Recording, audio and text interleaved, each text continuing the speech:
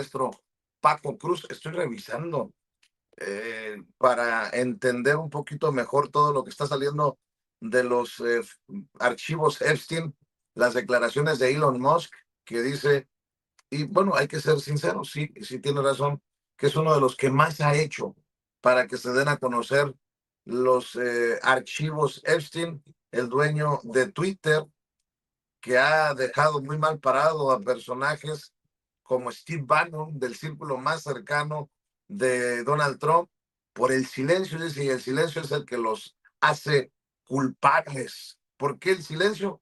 Porque son culpables, entre otros. Aquí están, miren. Bill Gates, emails and Epstein files. Steve Bannon, emails and Epstein files. Ray Hoffman, emails and Epstein files.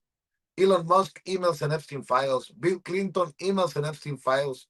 Pero solo Elon Musk está hablando de castigar a los responsables. Los otros se mantienen en silencio. ¿Por qué es eso? Y dice Elon Musk, porque son culpables. Bolas.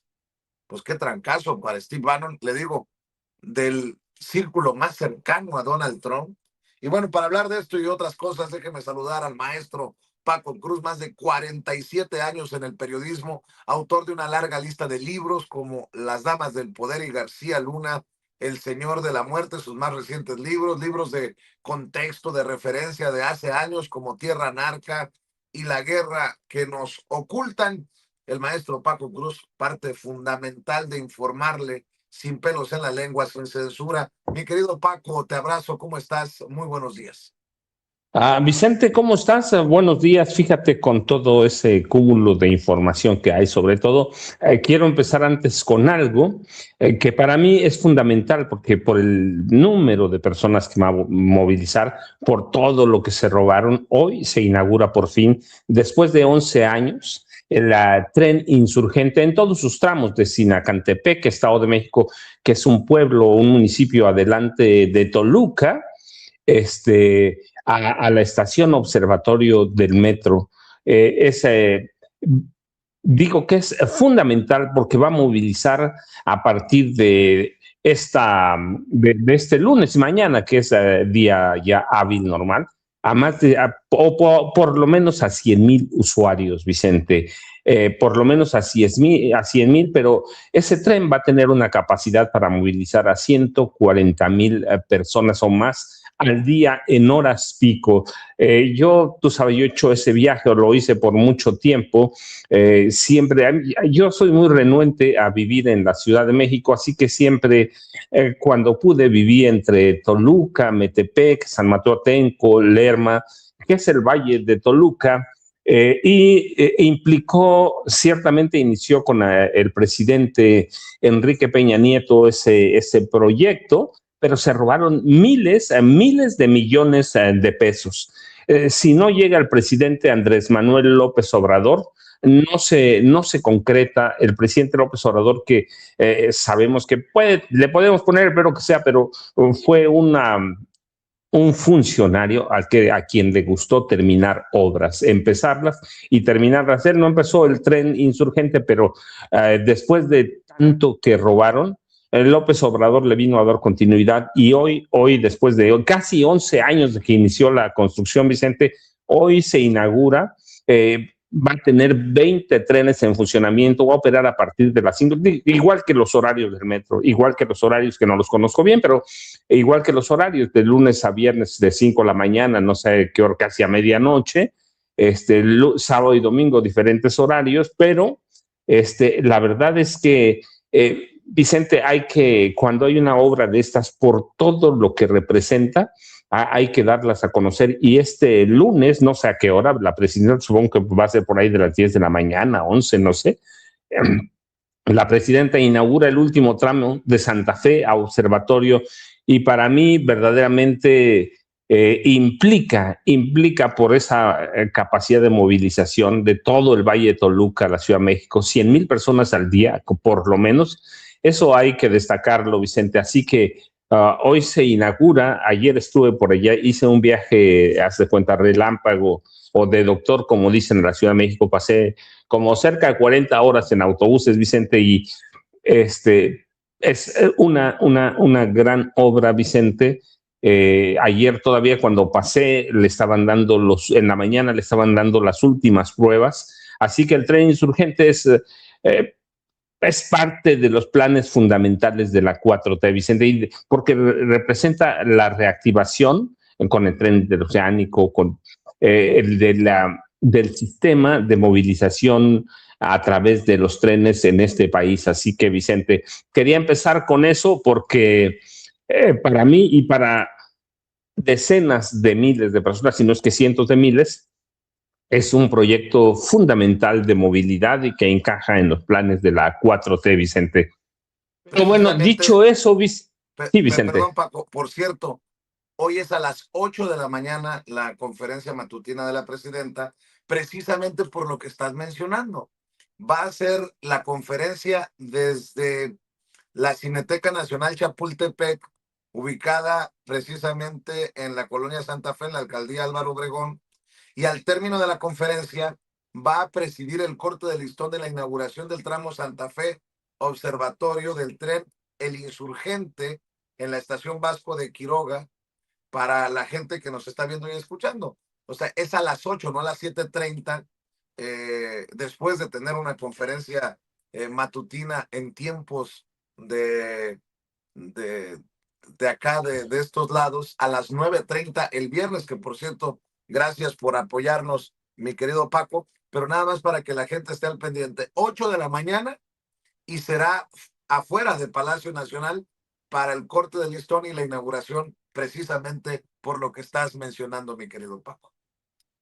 Fíjate, Vicente, la importancia de ese tren. Yo te decía, el sábado llegué por la tarde a Ciudad de México para firmar unos papeles. Yo de aquí donde vivo, eventualmente tengo que llegar a Sinacantepec y de ahí a Toluca, claramente.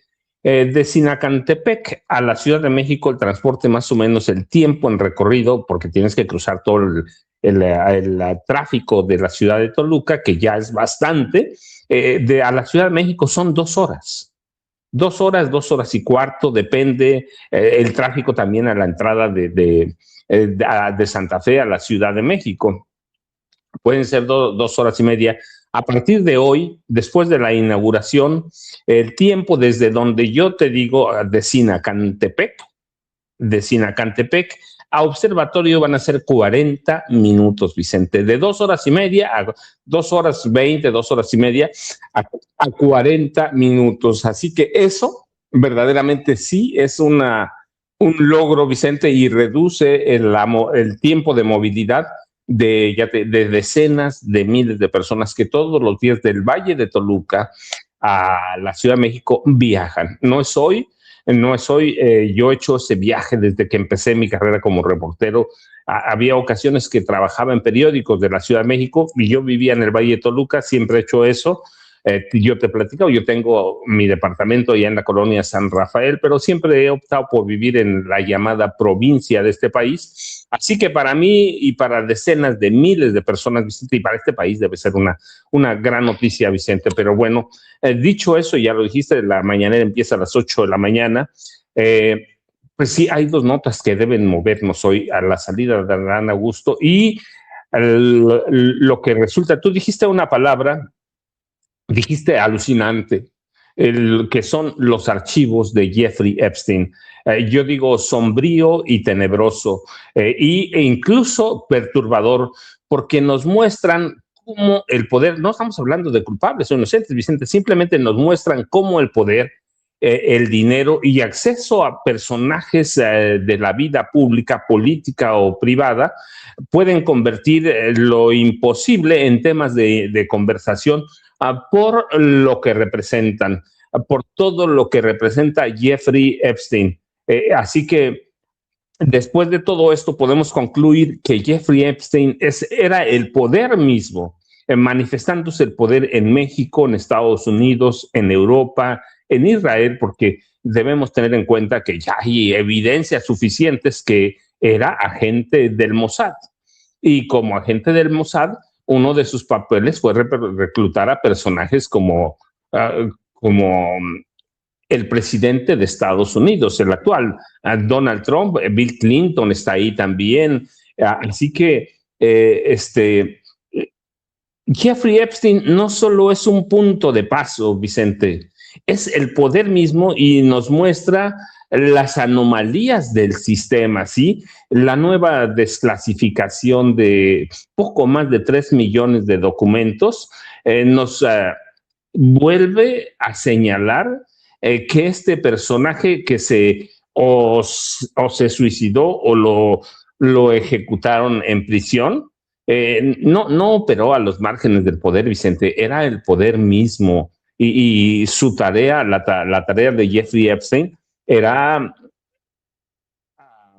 cooptar a personajes del poder político, del poder económico, del poder mediático. No solo se trata de que esté ahí el nombre de Ricardo Benjamín Salinas Pliego, que además, yo digo, 26 ocasiones, es una locura. Vicente, ¿qué fue a venderles licuadoras y luego le fue a vender lavadoras?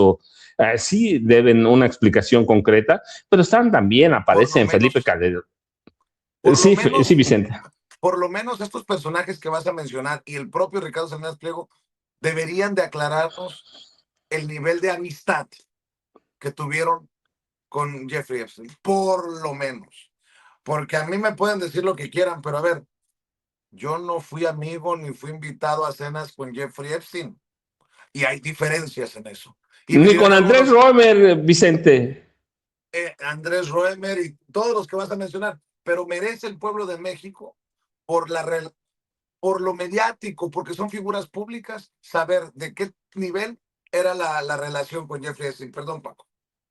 No, Vicente, es que mira, cuando tú hablas de Ricardo Benjamín Salinas Pliego y hablas de 26 ocasiones que estuvo en encuentros con Jeffrey Epstein, y conocemos todo lo que conocemos ya a través de los últimos 3 años sobre este personaje, verdaderamente debe ser preocupante que no solo Ricardo Salinas Pliego, Felipe Calderón Hinojosa, Carlos Salinas, Ernesto Zedillo, Alejandro Junco de la Vega, por eso yo hablaba también no solo personajes del poder político, sino económico, mediático. Enrique Krause, Vicente, eso es preocupante. ¿A qué fue Enrique Krause? A seguir la historia. Yo nunca he visto publicado nada de eso. Andrés Roemer, Luis Rubio, Carlos Slim Elú, Lorenzo Zambrano, Dionisio Garza Medina, Jaime Serra Puche, Emilio Azcárraga Llán. Tienes ahí todo el poder, Vicente, María Asunción Aramburu-Zabala, bueno, Antonio del Valle ya se murió, pero personajes son magnates, Herminio Blanco Mendoza, salinismo puro y cedillismo puro, Antonio Madero. Cuando tú ves todo eso, tenemos que dimensionar lo que representó Jeffrey Epstein y todo lo que conocemos allá, depredación sexual, abusos contra menores, hasta de asesinatos se habla, Vicente, sí, documentados. Así que el caso Jeffrey Epstein no fue un depredador aislado, fue un intermediario con todo este engranaje del poder, un facilitador para que estas clases pudientes tuvieran acceso a placeres prohibidos o a degeneraciones que es a veces imposible mencionar. Así que no importa que nos hayamos enterado o nos hubiéramos enterado pasado o estos hubieran salido en el futuro, la verdad es que llega como un detonador para entender que el sistema que lo protegió sigue intacto en Estados Unidos, en México, en Israel, y que esto debe llevarnos a la búsqueda de la verdad y mostrarnos lo que es el sistema. Tú lo decías bien, no se trata en este momento que sean culpables o no, sino que debemos entender cómo el poder se protege a sí mismo. ¿Cuántos años han pasado y la hemos vivido hablando de vez en vez de Jeffrey Epstein, y yo no escuché nunca, no sé, a lo mejor tú sí, a Ricardo Benjamín Salinas Pliego hablar de los encuentros que sostuvo, porque además también fue su esposa, hay que decirlo, con Jeffrey Epstein, o a Emilio Azcarra Gallán, sí, o a Carlos Salinas de Gortari. Nunca los escuchamos con toda la podredumbre que eventualmente sabían ellos que sus nombres iban a salir. Nunca entendimos, guardaron una especie de silencio criminal,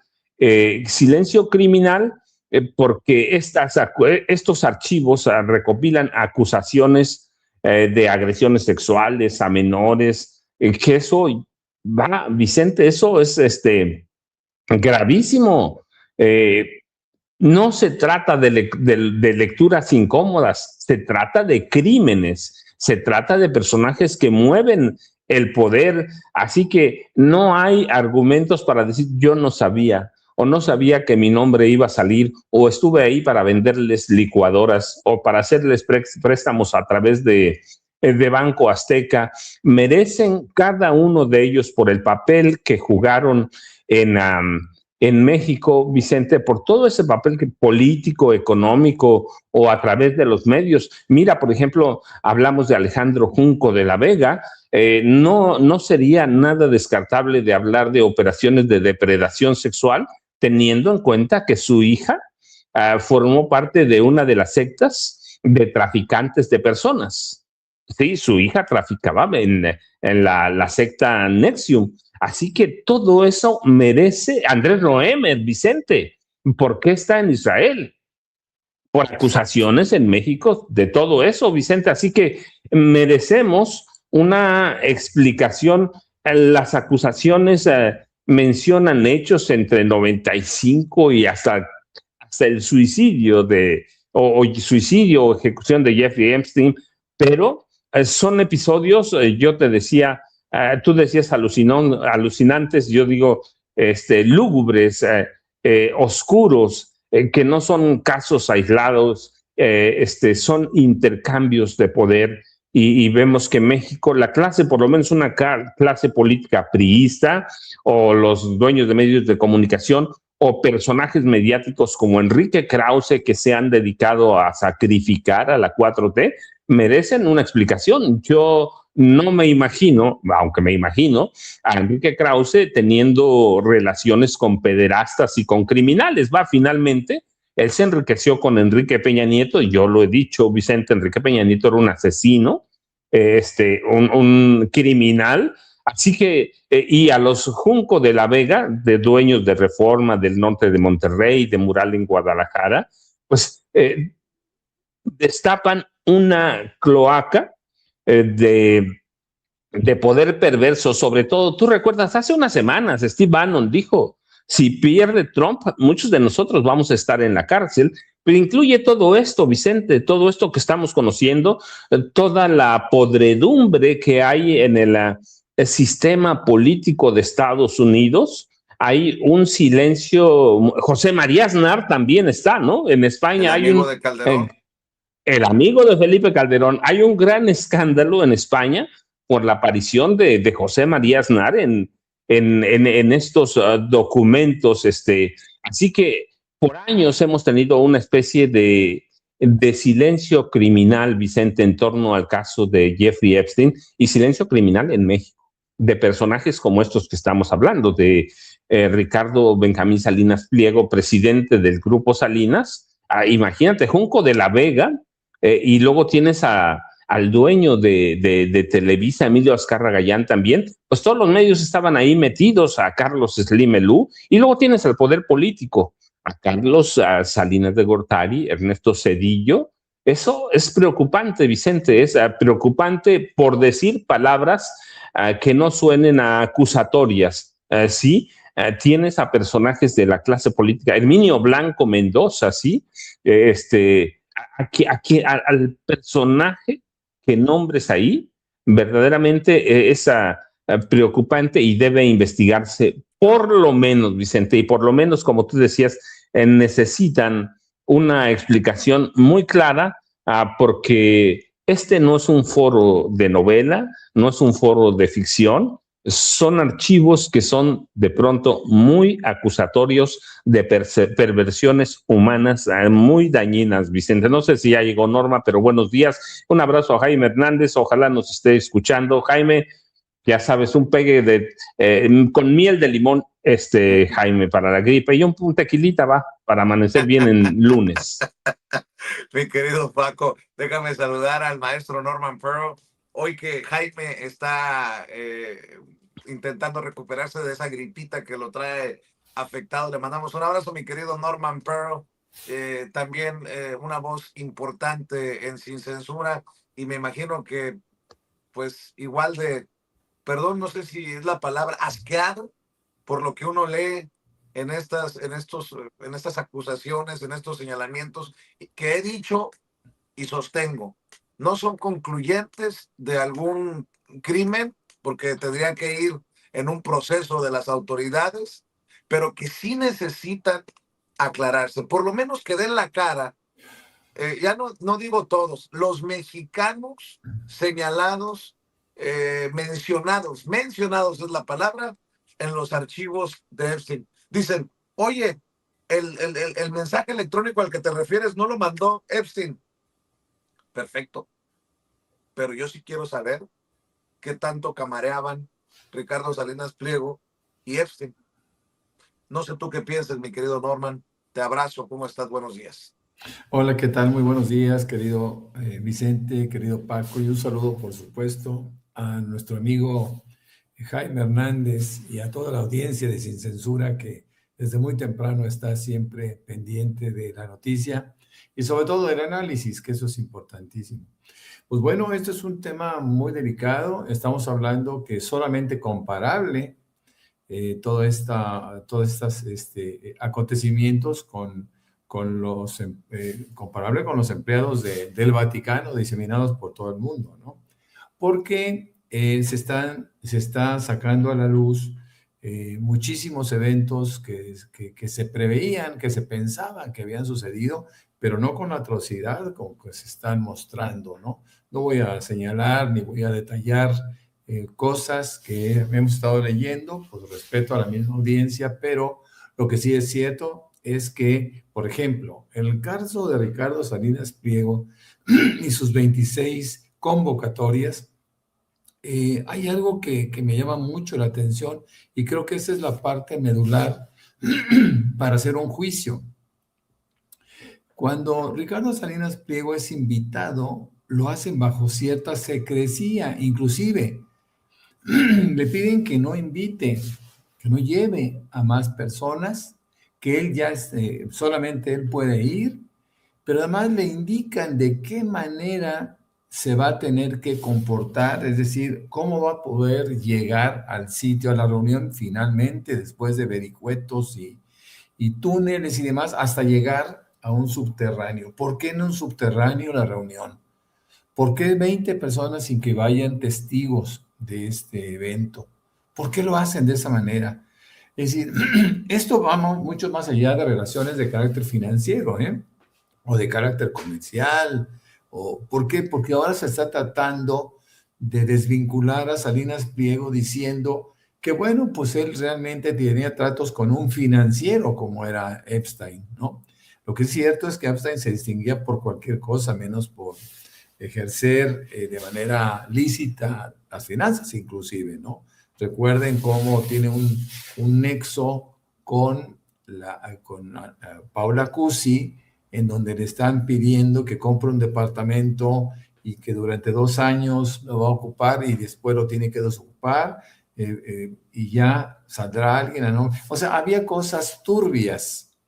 Entonces aquí es un piensa mal y acertarás, mi querido Vicente y Paco, porque realmente lo que se presenta no se hace de manera nítida, ni pública, ni nada. ¿Por qué esas reuniones no se hacían de manera abierta? Sabemos perfectamente bien que participando tanto Epstein como el mismo Trump, había subastas de jovencitas, ¿no? Y esas subastas las hacían entre personajes del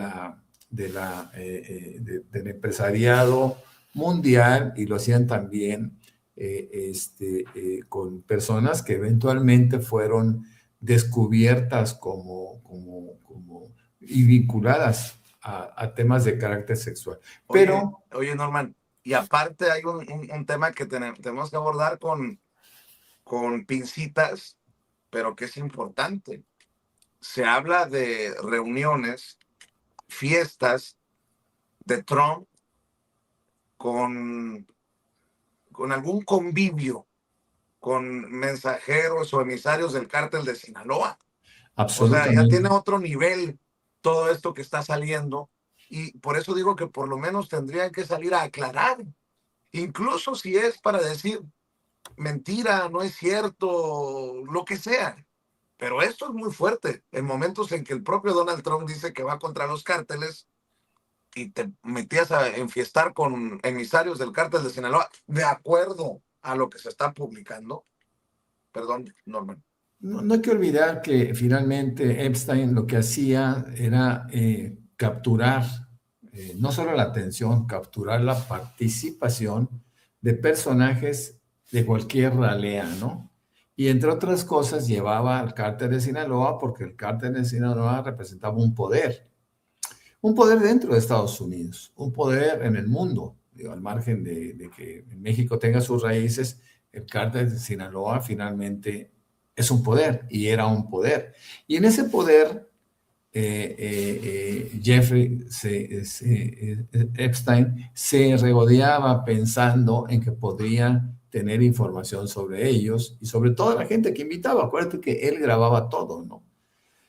Nosotros estamos viendo la divulgación de archivos, pero fíjense nada más hasta dónde va a llegar nuestra ingenuidad de pensar que son todos los archivos que existían y sobre todo en donde se involucrara más al mismo Trump y otros personajes, porque Epstein todo lo grababa, todo lo filmaba y lo conservaba como un elemento de negociación, de presión. Y bueno, todos tenían de alguna manera que agradecer que Epstein no divulgara nada. De ahí su muerte, ¿no? Una muerte muy sospechosa, lo dice el maestro Paco, la muerte o ejecución de Epstein en la cárcel neoyorquina. Así que bueno, ¿qué podemos pensar de esto? Pues es una cosa muy grave, muy, muy grave. Yo creo que sí se ocultaron. Acuérdense que el Departamento de Justicia tuvo la oportunidad de hacer una selección y el FBI inclusive. ¿Y quién es el FBI y quién es la Secretaría de Justicia? Pues son entes que responden a los mandatos, a los designios y a los deseos de un hombre que por mucho menos de lo que ha hecho, cualquier otro presidente habría sido juzgado de una manera bastante fuerte, ¿no? No solo obligarlo a que renunciara a su presidencia, sino que seguramente ahorita tendría tantos cargos que difícilmente vería la luz del día en el futuro. Yo creo que lo que está pasando en Estados Unidos es una verdadera revolución que incluso, lo digo, solo comparable a aquellos casos de pederastas, de curas pederastas, que el Vaticano, Juan Pablo II en lo particular, estuvo defendiendo, estuvo protegiendo de manera pues, realmente irracional, porque Juan Pablo II, que después lo convierten en santo, pues tiene una asociación y una complicidad que nadie, por muchas cosas que hagan, las van a poder borrar. Esto realmente es algo serio, es algo muy, muy grave. Estados Unidos tendría que estar avergonzado de tener un presidente de esas características. Y en el caso de Ricardo Salinas Pliego, pues tiene que explicar por qué fue convocado 26 veces, aunque él no contestara. Pero además estaba viendo que lo hicieron durante varios años, ¿eh? No es de que lo invitaron una vez, no fue y se acabó, no. Hay evidencia también de que estuvo presente en esas reuniones. Pero fíjense, lo invitan en 2010, en 2011, en 2012, en 2013 y en 2014. No fue una eventualidad, no fue una invitación cuyo rechazo los hiciera desistir. No, siempre lo invitaban, y si lo hacían era por algo. Yo creo que ya empiezan a caer cabezas. Por ejemplo, el exministro de gobierno de la Gran Bretaña, Mandelson, ya renunció como miembro del Partido Laborista. El Partido Laborista, no hay que olvidar que es el partido del primer ministro Starmer.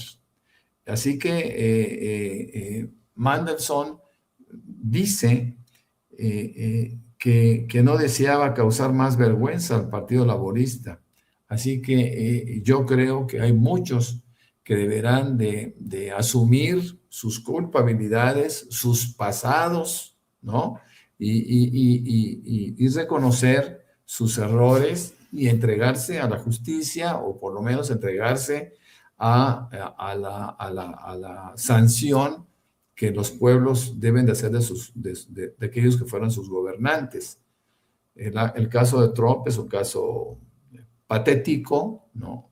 Yo siempre lo decía, y vaya que estuve equivocado, la verdad no me he equivocado tanto cuando hago predicciones o pronósticos de carácter político, pero cuando se presenta Donald Trump por primera vez, por ahí de 2015, se presenta como un potencial candidato dentro de 20 en el Partido Republicano, pues yo decía, ¿cómo es posible que esta caricatura de hombre, con sus antecedentes, con su forma de abordar temas, con la manera como insulta a todos los demás, etcétera, cree que puede ser considerado por el pueblo estadounidense como un potencial candidato? Yo decía, no, es que esto es imposible. Pues miren lo que son las cosas. El tipo es presidente por segunda ocasión de los Estados Unidos de América, de Norteamérica. Y bueno, ¿qué pasa? Pues que yo quiero insistir que es el pueblo americano quien tiene la culpa, ¿no? Finalmente son cómplices. No hay que olvidar, y son datos que se pueden corroborar fácilmente, que en 2016, cuando es electo por primera ocasión, Donald Trump recibe el 26% del voto latino. Y en esta ocasión, en esta reelección, digamos, que no fue continua, pero en esta reelección recibe el apoyo del 45% del voto latino. ¿En qué estábamos pensando? ¿En qué estaba pensando nuestra gente en Estados Unidos cuando eligen a un tipo con estas características, ¿no? ¿Qué buscaban? ¿Qué quieren? Ya se conocía su pasado de carácter sexual con respecto a menores, ya se conocían muchísimas cosas y aún así fue electo. ¿Qué está pasando por la mente de la gente cuando hacen este tipo de consideraciones y sobre todo cuando deciden de una forma tan grotesca, ¿no? Creo que esto es un castigo para el pueblo de Estados Unidos y ojalá que eventualmente los republicanos reflexionen y empiecen a poner, no el alto, empiecen a poner la primera piedra en la construcción de un sacrificio que deben de ser de Donald Trump. Quizá esta es una alegoría poco usada, pero lo hago pensando en que Donald Trump no merecía ser presidente de los Estados Unidos. Hoy, más tarde, va a haber una reunión de la Cámara de Representantes para decidir si hay un cierre de gobierno o no. Yo creo que los republicanos se tendrán que poner, digamos, una especie de máscara de ser humano y empezar a hacer juicios, es decir, con respecto a la imposibilidad, a la inconveniencia de estar financiando el terror a través del Departamento de Seguridad Nacional, mi querido Vicente, mi querido Paco. Sí, y fíjense que antes de ir con Paco, quiero decir que veo con buenos ojos que la comunidad artística, no la mexicana, la comunidad artística internacional, tristemente la mexicana calladita se ve muy mal. Su silencio es vergonzoso y escandaloso ante lo que está pasando en Estados Unidos con la cacería de inmigrantes. Pero ayer le pueden criticar todo lo que quieran a su música, pero Bad Bunny manda un mensaje poderoso al recibir el Grammy o los Grammys. La jornada lo trae en primera plana y dice, antes de darle gracias a Dios, fuera ICE, no somos salvajes, no somos animales. Y se avienta un discurso en la recepción de su premio que va de la mano con las declaraciones de Antonio Banderas en un programa de televisión que hay que rescatar. Y lo digo porque precisamente todavía hay hispanos que defienden su apoyo a Donald Trump. Primero, Antonio Banderas, sí, por favor.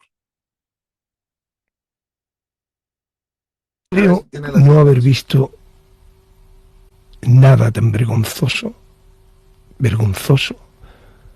como la banda de macarras que ha inventado este señor, haciendo lo que están haciendo con personas mayores, sacándolas de las casas, de sus casas, prácticamente desnudos, tirándoles en la nieve, llevándose a niños esposados, niños con 12 años. Me dio una reacción física ante eso, me dieron arcadas, náuseas, viendo en la televisión unas de esas imágenes a una chica que torteaban y le pegaban una paliza en el suelo entre estos macarras, porque no tienen otro nombre, violentísimos. ¿Qué necesidad hay de eso? ¿Qué necesidad hay de sacar una pistola y darle 10 tiros a un hombre que llevaba un móvil en la mano? ¿Qué necesidad? No lo entiendo. Yo tengo a mis hijos espantados, a mi hija diciendo, papá, yo he nacido en España. A mí pueden venir a buscarme. Es muy duro. Pero lo más duro de todo eso es ver que a este tío lo han votado. Es lo que dice Antonio Banderas, lo que dijo Bad Bunny al recibir el Grammy y lo que dice este dueño de un restaurante mexicano. Él, un inmigrante salvadoreño, es un restaurante mexicano en Tucson, Arizona. Por eso le digo, ¿qué está pasando? Esto es lo que dice este señor Jorge Rivas, de origen salvadoreño, dueño de un restaurante mexicano que parece que vive en una realidad alterna. Escuchen, Norman, Paco, amigos, amigas que nos están viendo y escuchando a través de Sin Censura.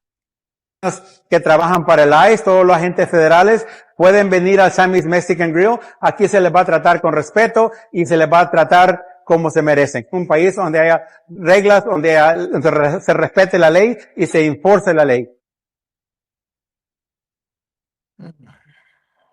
Si hay gente que sigue votando por Trump, lo decía Norman Pearl, hay gente que está dispuesta a hacer el ridículo así, con mucho respeto. Él tiene su opinión, yo tengo mi opinión. En momentos en que también hay que decirlo, afortunadamente sale de un centro de detención este niño Liam, de 5 añitos de edad, con su papá. Se logró la liberación del padre para que no esté en el centro de detención este niño de 5 años. ¿Tienes las imágenes? No sé si. A ver, por favor.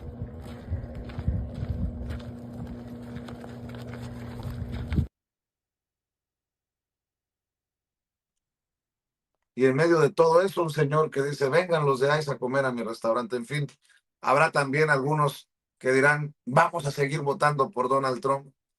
No lo sé. O habrá otros como Verástegui, que calladito, muy calladito, está en torno a todo este escandalazo que está surgiendo con sus amigos. Ahora sí que es con sus amigos. Por un lado, Verástegui abrazado de Ricardo Salinas Pliego. Habría manera que se aviente un par de rosarios a la Virgen de Guadalupe, Eduardo Verástegui, para que le dé sabiduría, humildad a Ricardo Salinas Pliego o a Donald Trump. Hace unos días Eduardo Verástegui escribió, el presidente Trump es el mejor presidente que ha tenido México. ¿Es neta? ¿Es neta? Mi querido Paco, seguimos también con tus opiniones, entendiendo que los dos agentes señalados de haber matado a balazos en las calles de Minneapolis, Minnesota, los dos agentes son de origen hispano. Qué tristeza. Uno de la patrulla fronteriza y otro del Departamento de Seguridad Nacional. Dos hispanos haciéndola de verdugos contra su propia comunidad. Así las cosas, mi querido Paco, avanzamos. Bueno, Vicente, fíjate, primero, Eduardo Verástegui y el salvadoreño, ¿sí? Pues son unos imbéciles, aquí lo hemos dicho. Qué bueno que le abriste los micrófonos a Eduardo Verástegui, siempre he dicho, eh, no vale la pena censurar a estos tipos porque solitos se van desenmascarando, pero ¿cuál es la diferencia entre Eduardo Verástegui y este restaurantero salvadoreño en Estados Unidos? Ninguna, son imbéciles, imbéciles, y otra es la clase digamos, artística, entre comillas, con todo lo que representa mexicana. Pues no toda, ciertamente, pero hay una gran clase artística mexicana formada en Televisa, formada en TV Azteca, formada en la extrema derecha, Vicente. Eso es la verdad. Hay que verlos, que nacieron, se crearon en un país que existe solamente en su cabeza. Claro, lo tenemos ahí y tenemos que lidiar todos los días con ellos, pero es una clase de actores, actrices, cantantes que los hemos visto, que forman parte de la extrema derecha mexicana, que odian a la 4T y actúan por esos odios y por eso apoyan o se callan o no dicen nada y con el silencio apoyan las políticas de Donald Trump, las políticas contra los inmigrantes y tenemos el caso de estos agentes de la patrulla fronteriza y del Departamento de Seguridad Interna de Estados Unidos, pero luego tenemos que ver quién es Greg Bovino, otro inmigrante cuyo padre tuvo problemas de migración en Estados Unidos. Vicente, sí, a veces, como yo te decía la semana pasada, de pronto da la impresión que un mexicano es enemigo de otro mexicano. Y si tú me decías, no es cierto, creo que tenemos una posición en la que los dos podemos probar ciertas cosas, pero a lo que voy es que tenemos latinos como este salvadoreño, o como esos agentes de la migra, que son también latinos, matando a latinos. Sí, claro, ellos tenían órdenes de matar, eso no hay que discutirlo, pero tenemos a latinos, o bueno, está Antonio Banderas, ¿no? Mis hijos tienen miedo, pero ¿te acuerdas? Teníamos esta congresista de Florida, Ileana García, quien dice... una votante pro-Trump o activista manga pro-Trump diciendo, espérense, ya párenle. Y los mexicanos, ¿qué hacen? Los artistas mexicanos, Vicente, nada, guardan silencio cuando hay un terremoto que amenaza con dinamitar los cimientos de la democracia estadounidense como la conocemos ahora, más allá de las pantallas, de lo que digamos, hay un terremoto en el que es necesario hablar, Vicente. No se trata solamente de informar, en este caso, operativos brutales del ICE o los archivos de Jeffrey Epstein. No, es que hay un proceso escandaloso que está dinamitando los cimientos del estado político de Estados Unidos como lo que nos conocemos hoy. Y eso, guste o no, va a afectar a todo mundo, Vicente, para bien o para mal. Y a muchos los va a afectar para mal mientras Donald Trump se mantenga con el apoyo que tiene, con personajes como este salvadoreño, ¿no? O con personajes como los artistas mexicanos que guardan silencio frente a las atrocidades. Digo, no es el caso. Es todo lo que rodea la situación política de Estados Unidos, las amenazas que hay contra Cuba, contra México, contra Irán, contra todo, de un hombre que ciertamente juega un papel en algo, en un proyecto político, pero que está dinamitando todo lo que conocemos ahora, ataques por todos lados, gravísimas denuncias sin sentido, el dólar desplomándose, las calles de ciudades como Minneapolis exigiendo la renuncia de Trump y los latinos guardando silencio, Vicente, no todos, claramente ya, claro, pero tienes un silencio que de pronto parece criminal, criminal cuando vemos a Antonio Banderas hablando sobre estas atrocidades y acusando qué necesidad había de meterle 9, 10 balazos a una persona que tiene en la mano un celular y que todos lo vimos. pero es la política que hay, Vicente. Hay una especie de deshumanización en Estados Unidos, a pesar de que la situación es crítica. Un presidente, a mí, por ejemplo, me impresiona, no sé a ti, a Norman, pero me impresiona que Donald Trump haya demandado al servicio de impuestos, al IRS, por 10,000 millones de pesos. Se está demandando a sí mismo y seguramente se va a otorgar 10,000 millones cuando aquí hemos dicho, Donald Trump es un criminal, que es una vergüenza que sea presidente, pero es un criminal, no lo decimos tú, Norman o yo, lo dice un juez de Estados Unidos, un criminal convicto que ahora está queriendo sacar 10,000 millones. Es decir, hay una descomposición del sistema y tenemos a una clase derecha, en este caso mexicana, que está apoyando todo eso con su silencio, y guarda silencio porque, pues porque es parte de la derecha o porque odian a la 4T. No sé, hay una especie de que les vale madre el destino de un país como Estados Unidos, y les vale mal el destino de los mexicanos en Estados Unidos.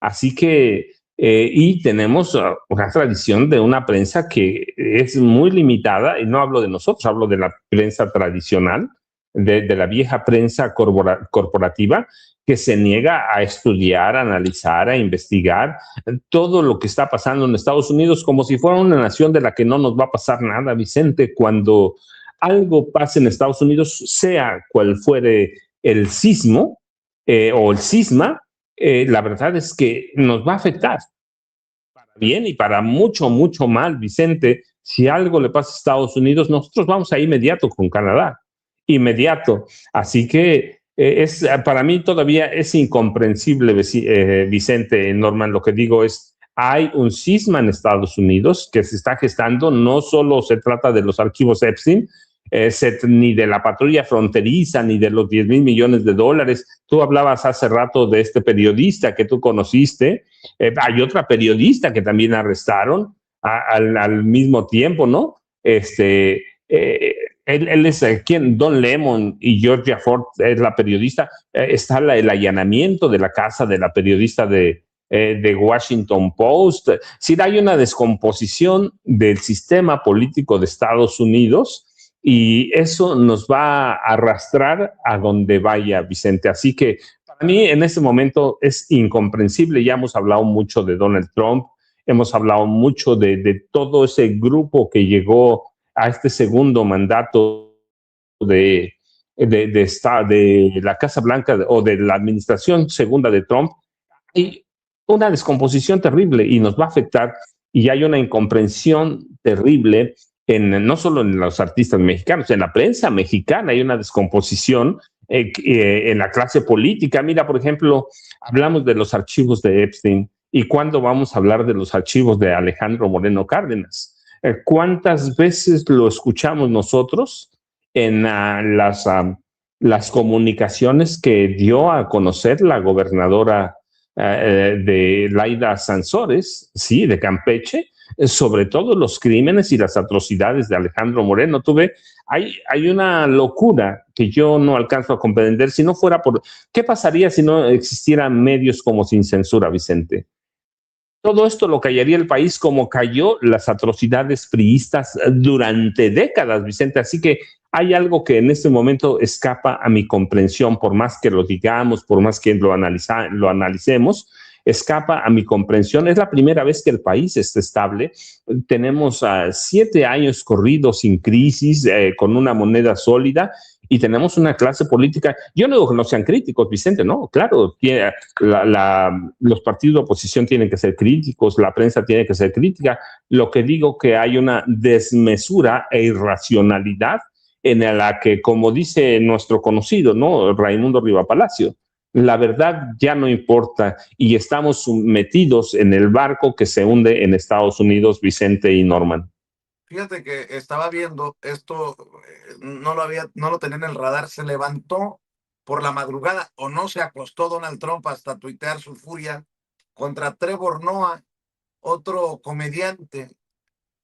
Trevor Noah, que dijo que iban a entregar el Grammy a la canción del año, que es lo que un artista quiere tanto como Trump Groenlandia, lo que hace sentido porque como ya no existe la isla de Epstein, necesita otra para irse con Bill Clinton a pasarla bien. Pues Donald Trump, a su madre, se levantó por ahí de la 1 de la mañana o se acostó después de escribir una andanada, una amenaza, en momentos en que estamos hablando precisamente del arresto de reporteros que cubren una protesta contra ICE, entre ellos, le decía el amigo Don Lemon, bien lo mencionaba Paco, en momentos en que Donald Trump ha demandado, le ha sacado dinero a las empresas como la CBS, bueno, pues ya amenazó con demandar también a Trevor Noah y se viene la pregunta para aquellos que dicen que en México hay peligro a la libertad de expresión. ¿Cuántas demandas presentó Andrés Manuel López Obrador contra periodistas por calumniarlo, difamarlo? ¿Cuántas demandas ha presentado Claudia Sheinbaum como la primera presidenta en la historia de México contra quienes la llaman, no voy a retomar aquí los apodos que le han puesto personajes como Alarraqui, solo por mencionar un caso? Pero Donald Trump escribe en la madrugada, los premios Grammy son lo peor. Trevor Noah dijo incorrectamente sobre mí que Donald Trump y Bill Clinton pasaron tiempo en la isla Epstein. Incorrecto. Parece que voy a enviar a mis abogados a demandar a este pobre patético sin talento y tonto y a demandarlo por mucho dinero. Pregúntale al pequeño George Slopadopoulos y a otros cómo salió todo y también pregúntale a la CBS. Prepárate, Noah, me voy a divertir contigo. El presidente de Estados Unidos a un comediante, y digo, puede ser encabronante el chiste, pero tú eres el presidente de Estados Unidos y lo que sale de ti es amenazar.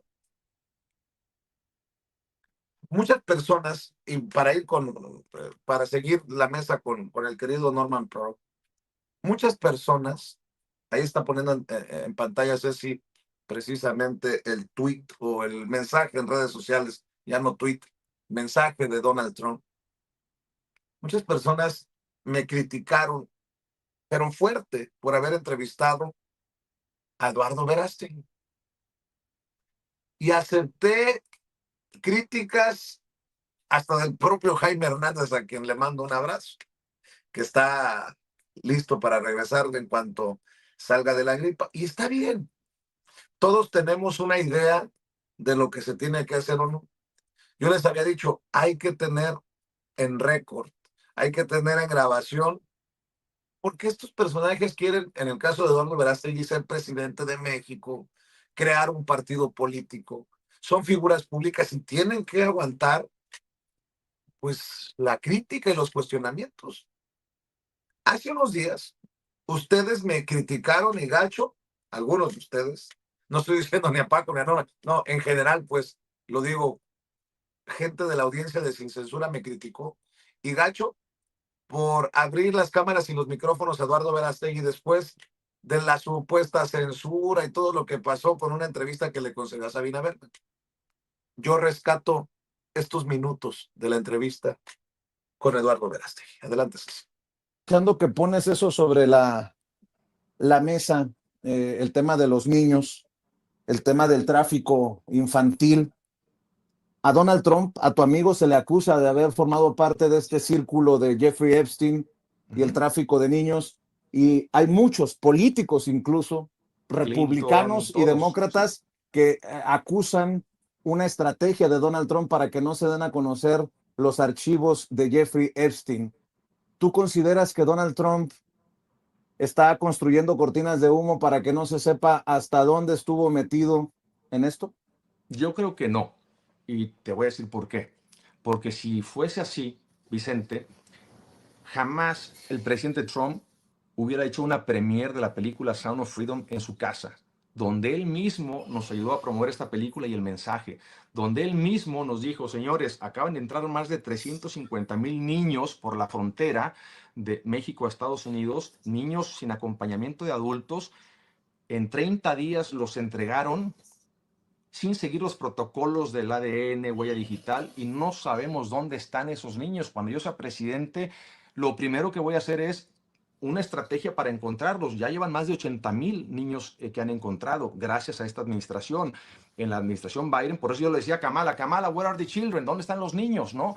Entonces, él está haciendo muchísimo para acabar con el tema de trata. De hecho, se ha reducido muchísimo las caravanas donde venían de Centroamérica niños que eran carne de cañón, ahí los agarraban y los metían a trabajar, niños violados de 10 a 15 veces al día promedio, y después seguía el próximo negocio, Vicente, que lo hemos platicado, el próximo negocio, el mercado negro del tráfico de órganos. Muchos de estos niños, cuando ya el cliente no los quiere porque no son carne fresca, ese es el vocabulario que estos perversos utilizan, ¿qué pasa con ellos? Los abren y los venden en partes, el tráfico de órganos. Entonces, todo eso ha reducido muchísimo cuando garantizas una seguridad en la frontera. Todo eso baja, los coyotes, las mujeres que vienen desde Centroamérica, que el 80% de ellas son violadas. Todo eso va bajando, va bajando. Entonces, indirectamente, el que se garantice una seguridad en la frontera también nos beneficia a nosotros como país, pero a Centroamérica y sobre todo a los niños y a las mujeres vulnerables. Dirían muchos que están en contra de Donald Trump que estás defendiendo a un pedófilo.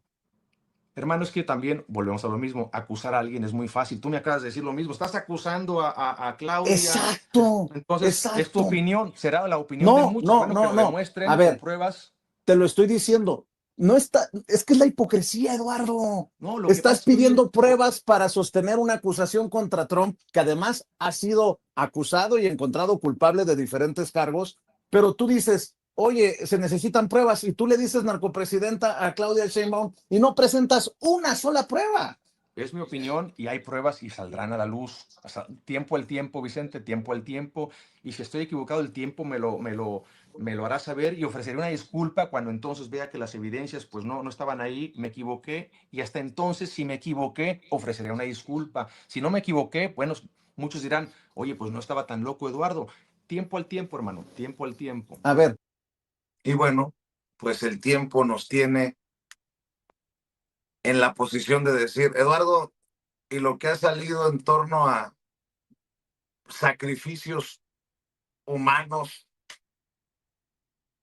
señalamientos de presuntas víctimas, siempre presuntas, contra Donald Trump, de subastas. Ahora entiendo por qué creo que se le acabaron los datos a Eduardo Verástegui, pero ojalá que me dé la cara para volverlo a entrevistar ahora que se sabe lo que se sabe, o que sale a relucir lo que ha salido a relucir. A ver qué defensa puede hacer de esta situación. Mi querido Norman Brown. Y se los voy a leer con respecto al que se dice tu hermano, mi querido Vicente. La violación de mujeres, incluyendo menores de edad, por Donald Trump, no afecta la simpatía, cariño y admiración que Verástegui siente por ese personaje.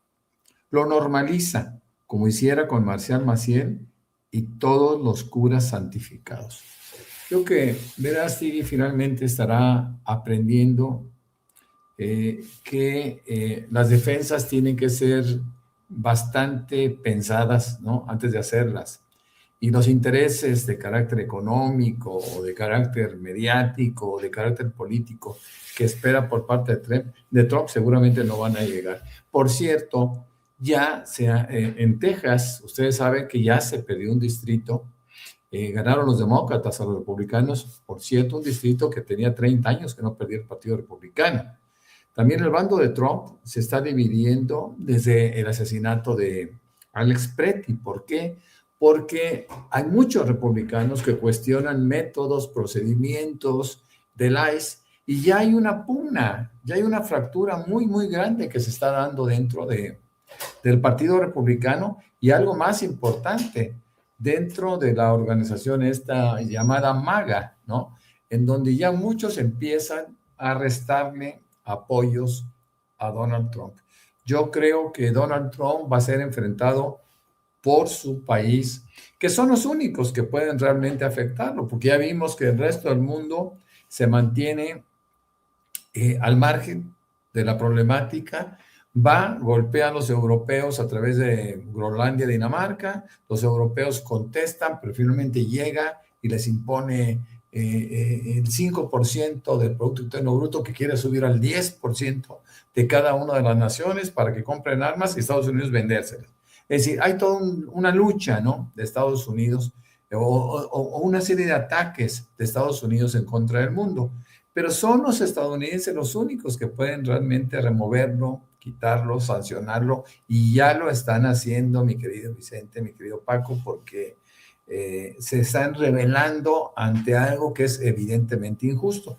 Fíjense que a mí me gustaría tocar el tema también de México con respecto a la prohibición o la imposición de aranceles en el sentido de que se apoye con petróleo a la isla.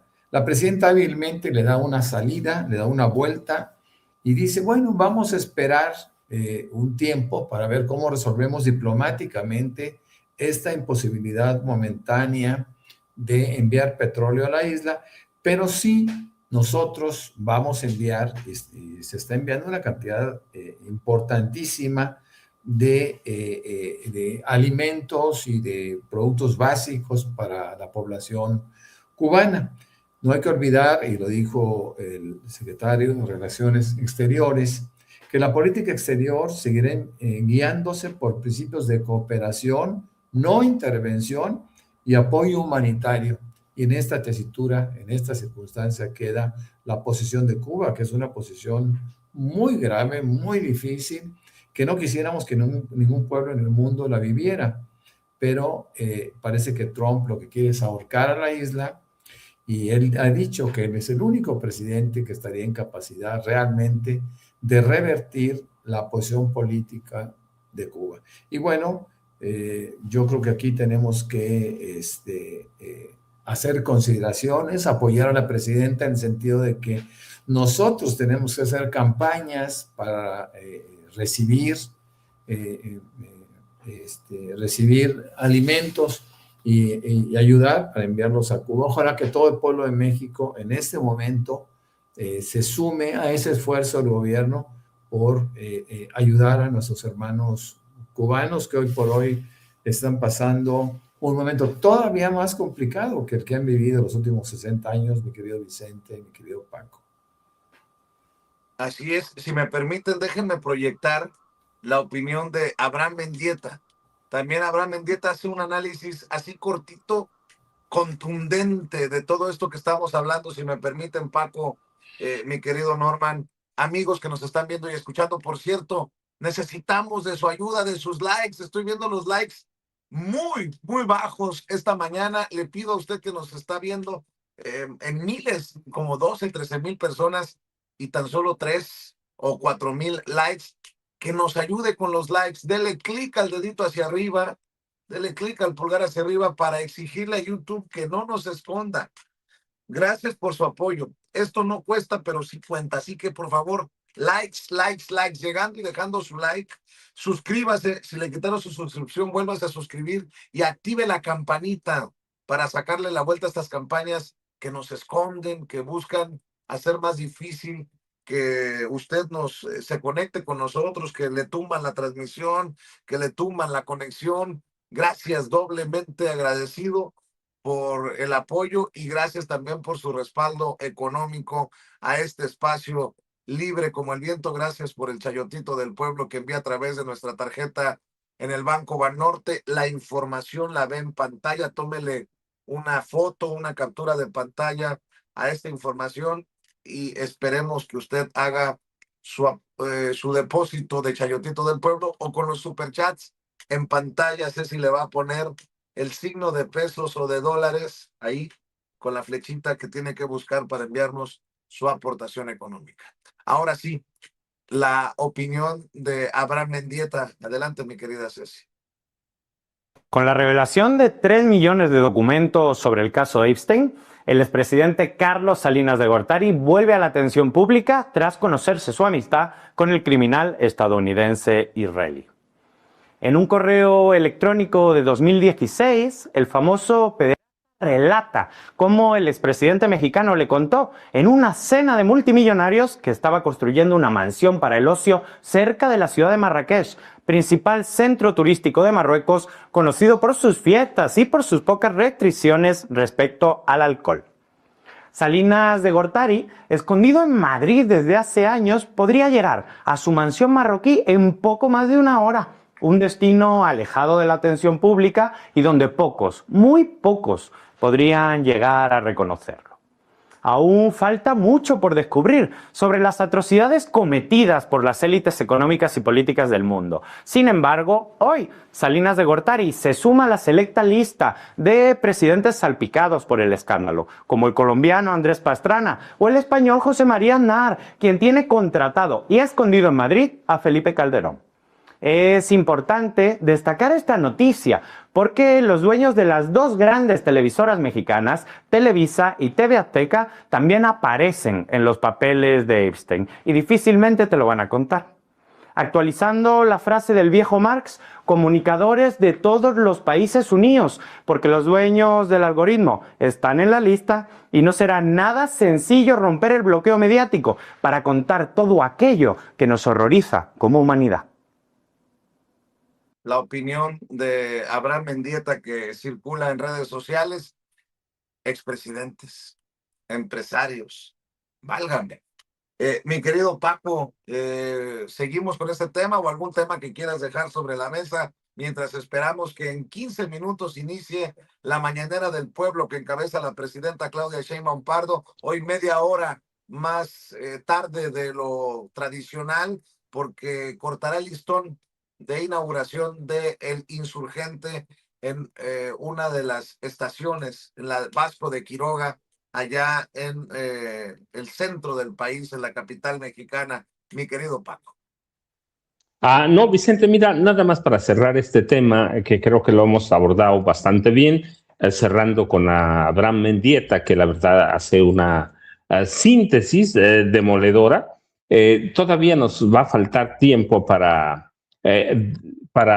analizar el papel que jugó Jeffrey Epstein, no como un pederasta, que eso está probado, no como un asesino, que eso está probado, sino como un reclutador de las clases políticas, económicas, sociales altas de México para el Mossad. Hay que recordar eso, es decir, no debemos dejar pasar por alto como México, en los gobiernos de Vicente Fox, Felipe Calderón y Enrique Peña Nieto, los años de gloria de Jeffrey Epstein, se acercaron mucho a los servicios de inteligencia de Israel. Así que vamos a tener mucho tiempo para analizar esa venita que no se ve, pero que lleva también algunas, ya las hemos analizado, algunas partes, a través de los Weinberg, por ejemplo, para acercar a García Luna con la inteligencia de Israel, pero también tenemos a Jeffrey Epstein como reclutador para el Mossad. Y cuando vemos esa listota, Vicente, Felipe Calderón, Carlos Salinas de Gortari, Ernesto Zedillo Ponce de León, Junco de la Vega, Enrique Krause, Andrés Roemer, cuando vemos todo eso, pues entonces tenemos que hablar necesariamente del Mossad, de Calderón, de Peña y de García Luna con la inteligencia de Israel, Vicente. Así que son temas que van a quedar pendientes para ir analizando, pero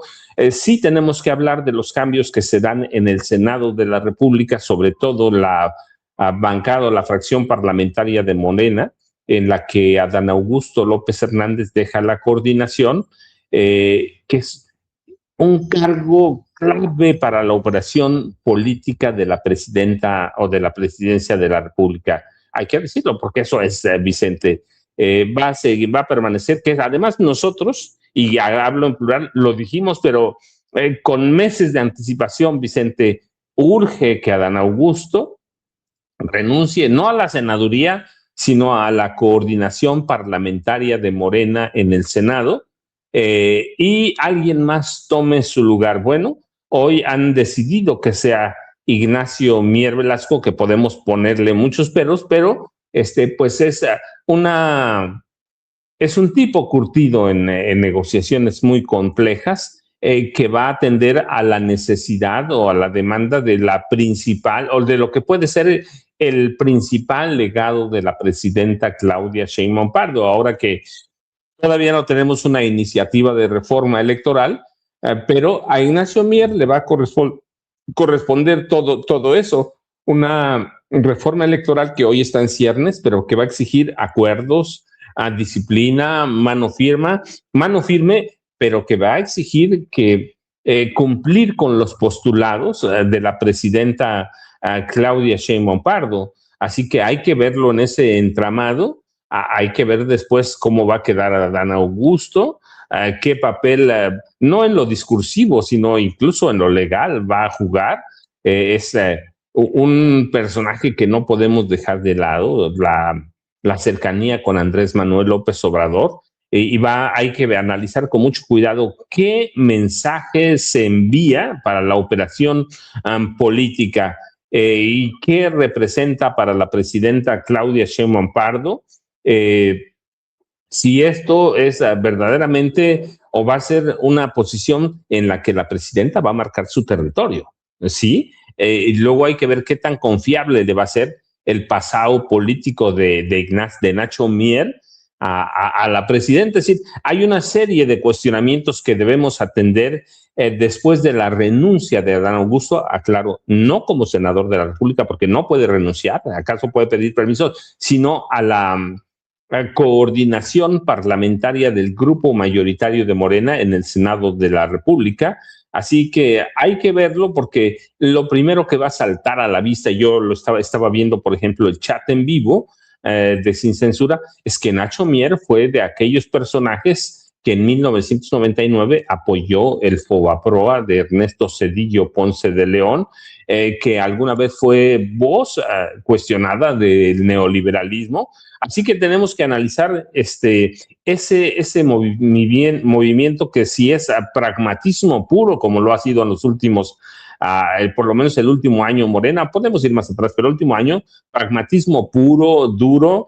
Si Morena va a renunciar a sus principios de ese pragmatismo, o va a haber un reacomodo para que la presidenta llegue con dureza o firmeza, discúlpame, dije la palabra equivocada, con firmeza, a su proyecto político, que es una reforma electoral, y romper con viejos vicios e inercias que tenemos como los diputados de representación proporcional, lo mismo que senadores de representación proporcional.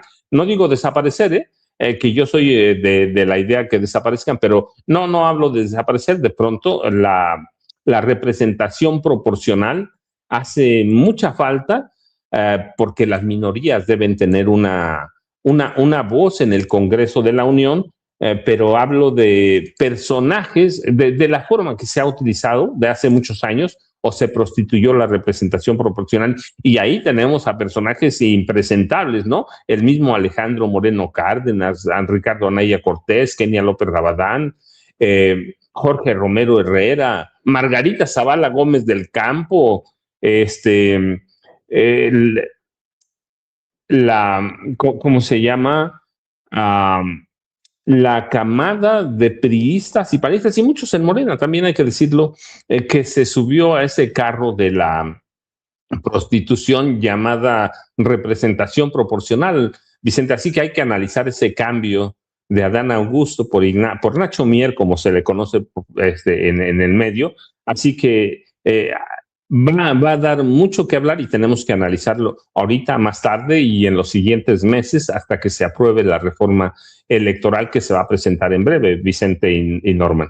Claro, esta es la opinión también de el exgobernador de Chihuahua, Javier Corral, hoy senador precisamente de la bancada de Morena, sobre esta situación que se da en el Senado y que se anuncia, para muchos he dicho por sorpresa, para otros ya tardado, el tema de que dejara a Adán Augusto la coordinación de los senadores de Morena. Esto es lo que dice Javier Corral. Quiero, por este conducto, y como se lo pude expresar directamente en nuestra sesión plenaria de esta mañana, saludar y agradecer a Adán Augusto López Hernández su trabajo como coordinador parlamentario de Morena en el Senado de la República, particularmente el trato siempre cuidadoso, gentil, solidario conmigo. Muchas gracias por todas tus atenciones, Adán, pero también brindar un testimonio de reconocimiento a la labor que como negociador parlamentario ha realizado Adán Augusto en este primer tramo, vamos a decirlo, de nuestra legislatura. Ha sido un operador político muy eficaz, es un político profesional, ha sido un operador muy leal a la 4T y a la presidenta de la República, que puso en manos de Adán pues toda una reforma legal y constitucional muy amplia, el llamado Plan C, y pues ha construido y contribuido a construir un nuevo andamiaje constitucional. Ha terminado una etapa de su trabajo como coordinador, la ha cumplido cabalmente, y eso hay que reconocerlo y agradecerlo. Y también por este medio quiero enviarle a Ignacio Mier mi saludo de afecto, reconocimiento, de felicitación. Nacho sabe que tengo un afecto y un reconocimiento por su trayectoria política, por su lucidez y también por su pericia política en la negociación parlamentaria, pues es un político ya muy experimentado en el trabajo de coordinar legisladores y de dialogar con las distintas fuerzas. También le expresé esta mañana mi saludo y por supuesto mi disposición para seguir colaborando en el grupo parlamentario de Morena y sacar adelante todo el trabajo pendiente que tenemos en la Comisión de Justicia.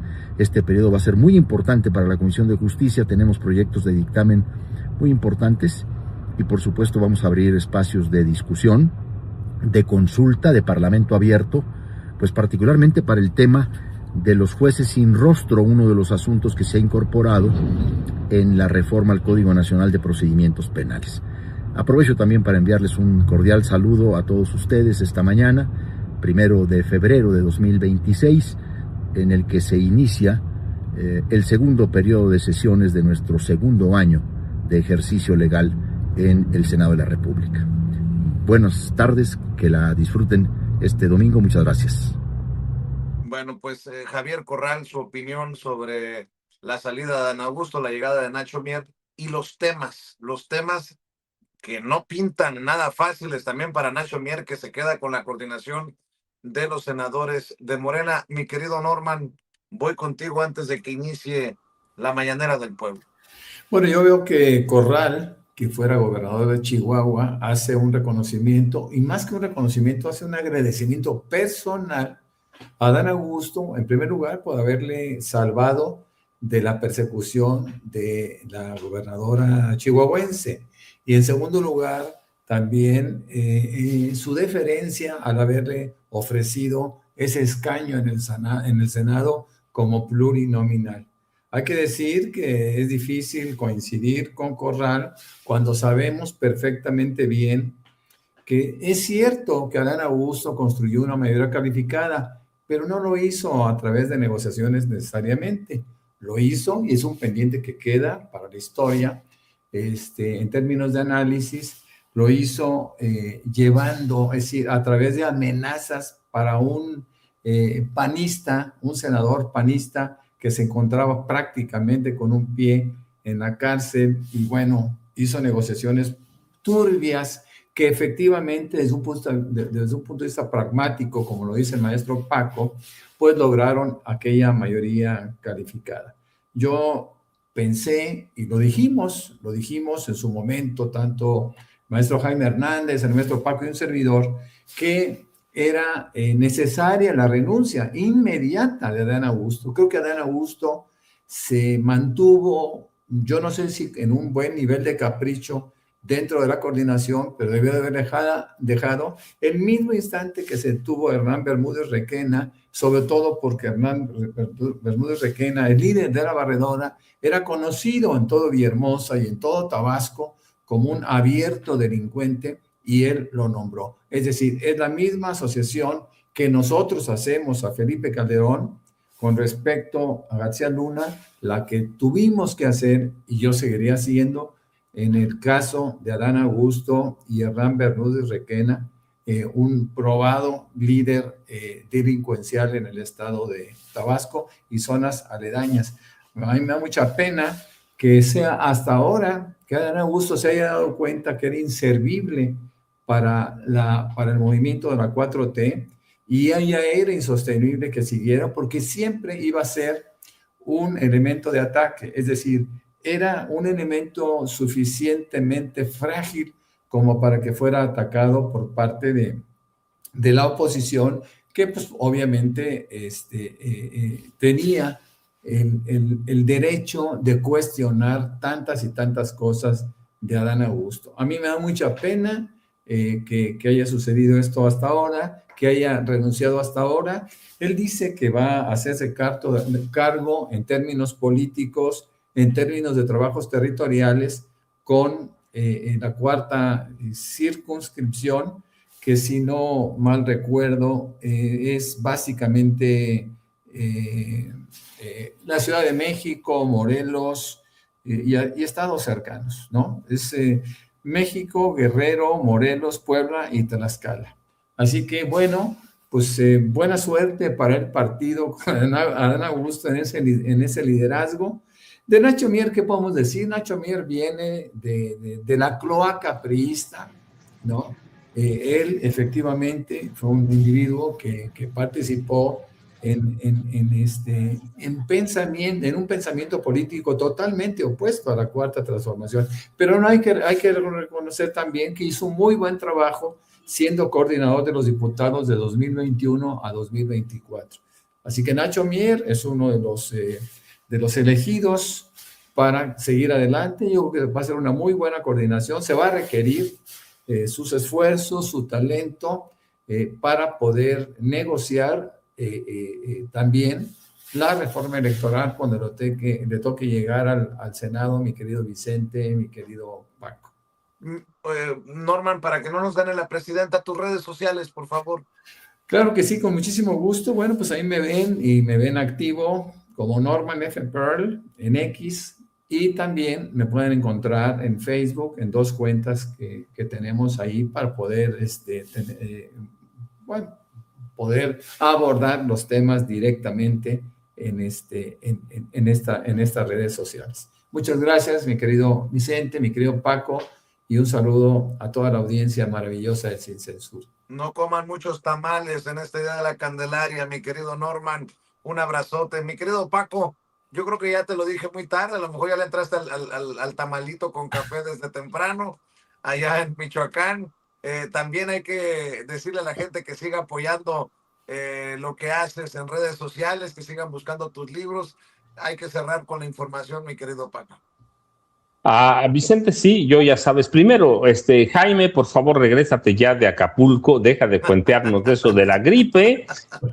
Un tequila o 2 y se te olvida. Ya saben, a las 2 de la tarde hay que ver al maestro Jaime Hernández con Yaco Batusay, su ideólogo de cabecera, no apto para cínicos, para que no vaya a pensar Jaime que lo olvidamos. Así que Jaime, ya saben, 2 de la tarde, no apto para cínicos con Yaco Batusay y a Hildy, que es su compañera de vida, pero además hay Lourdes Salas, que es una periodista muy reconocida siempre. Así que Jaime, luego ya te cobro este aviso comercial de no apto para cínicos. Yo, ya sabes, Vicente @Paco Cruz Jiménez en X, antes Twitter, Francisco Cruz Jiménez en Facebook. Norman, muchas gracias, Vicente. Ahorita ciertamente voy al centro por unos tamalitos con champurrado, Vicente. ¡Ay, qué rico champurrado!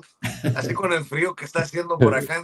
No, ya ves lo que provocas, Paco, ya se me va a hacer bilis. Bueno, te mando un abrazo, Paco, te mando un abrazo, Norman, estamos al pendiente. Nos vemos mañana a las 6:30 de la mañana, como siempre, en esta mesa tempranera con los caballeros de la noticia, y al maestro Jaime Hernández. Recuerde, como bien lo dijo Paco, a las 2 de la tarde hay que apoyarlo con los likes, hay que apoyarlo con los superchats, hay que apoyarlo con las suscripciones en No Apto para cínicos. Bueno, estamos esperando que inicie la mañanera del pueblo de la presidenta Claudia Sheinbaum Pardo en este lunes 2 de febrero, Día de la Candelaria. Saludos a los candelarios y a las candelarias.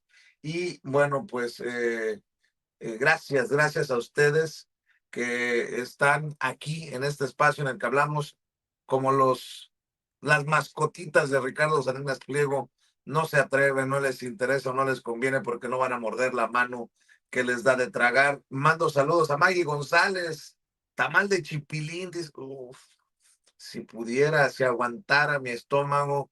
Hemos comido mucho en estos últimos días. Ya sé, por eso estoy panzón. Ayer le mando un saludo le digo a mis vecinos y amigos de toda la vida.